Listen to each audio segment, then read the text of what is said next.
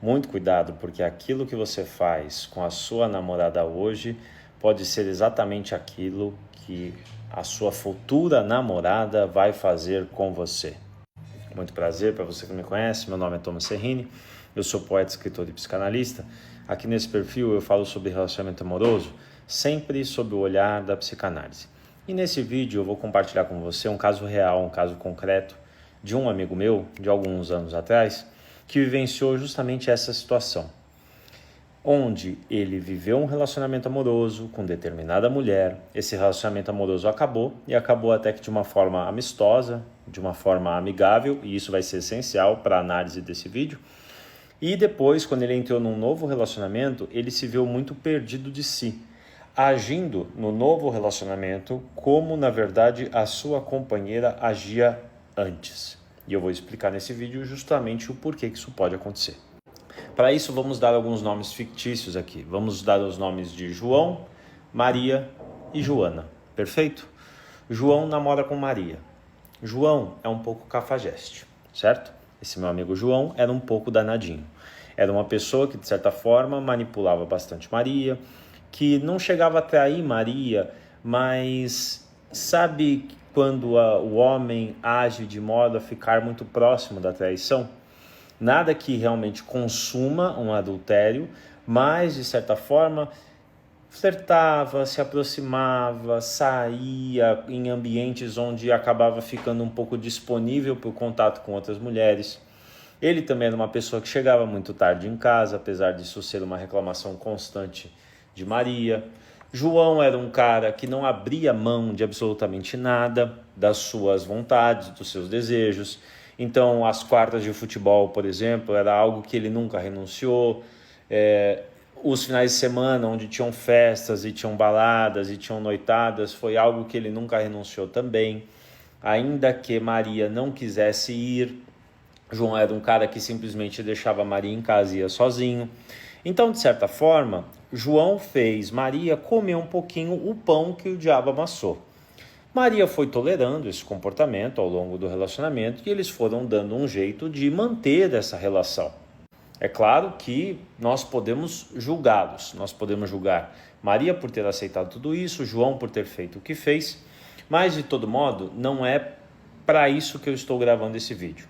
É claro que se você quiser deixar seu comentário em relação a isso, em relação a se você já viveu algo parecido, você fica à vontade nos comentários aqui embaixo.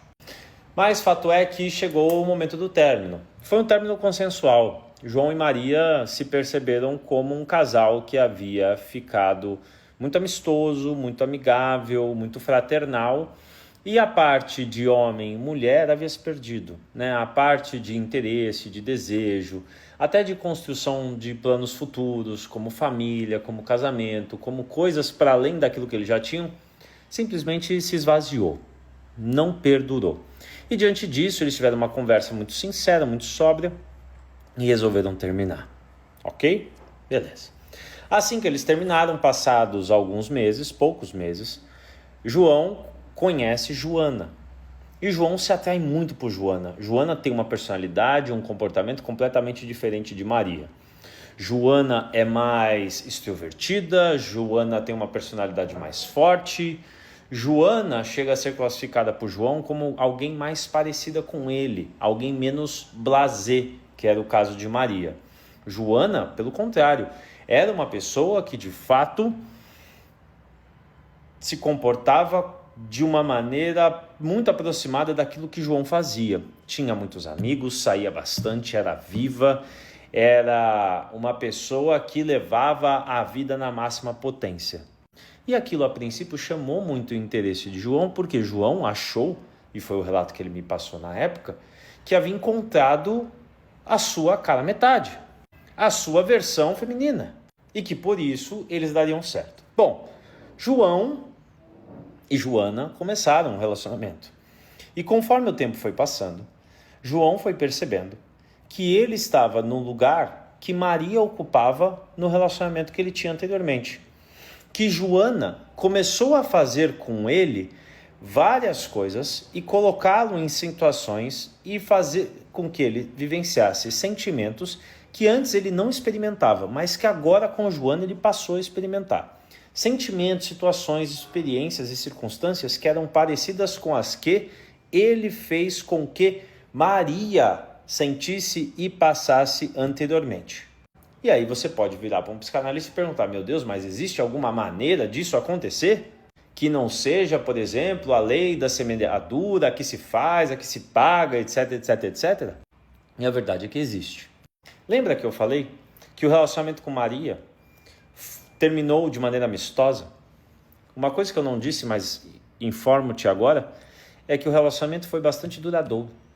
E pelo seu término ter sido amistoso, João encerrou o relacionamento admirando e gostando bastante de Maria.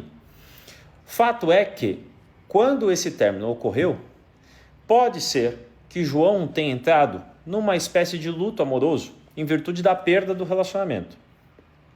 E dentro do processo de luto, é muito comum que nós, não querendo nos desfazer do objeto perdido, nos identifiquemos com ele. A identificação e também um outro mecanismo chamado de introjeção é uma maneira de mantermos em nós algo que é do outro, algo que não é nosso, mas que vai ser absorvido pela gente. E é justamente isso que pode ter acontecido nesse caso. João, não querendo abrir mão, renunciar completamente de Maria, absorveu dela determinadas características e comportamentos e aspectos que para ele faziam sentido, de maneira inconsciente.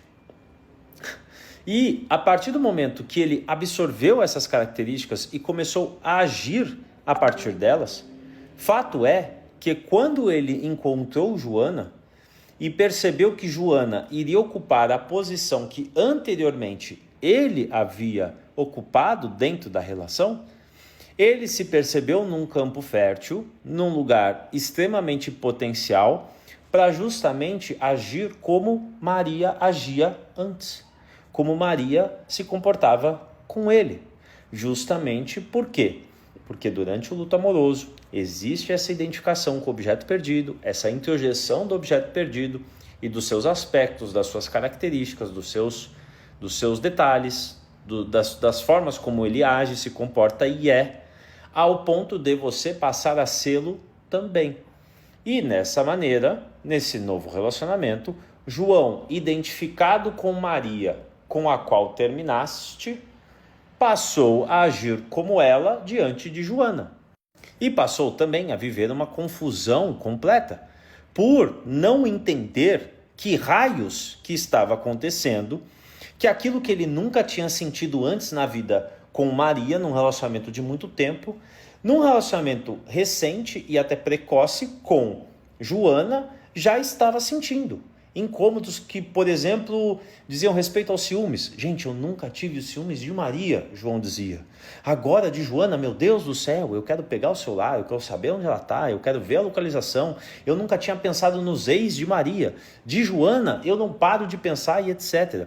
E quando você vai ver quem tinha esses comportamentos que João estava apresentando, era justamente sua ex, justamente o objeto perdido. Justamente o objeto que ele se nega a perder e por isso se identificou com ele, passando a apresentar características que ele continha. Final da história, da mesma forma que João fez Maria comer um pouquinho o pão que o diabo amassou, Joana agora estava fazendo com que o João se esbaldasse da mesma refeição.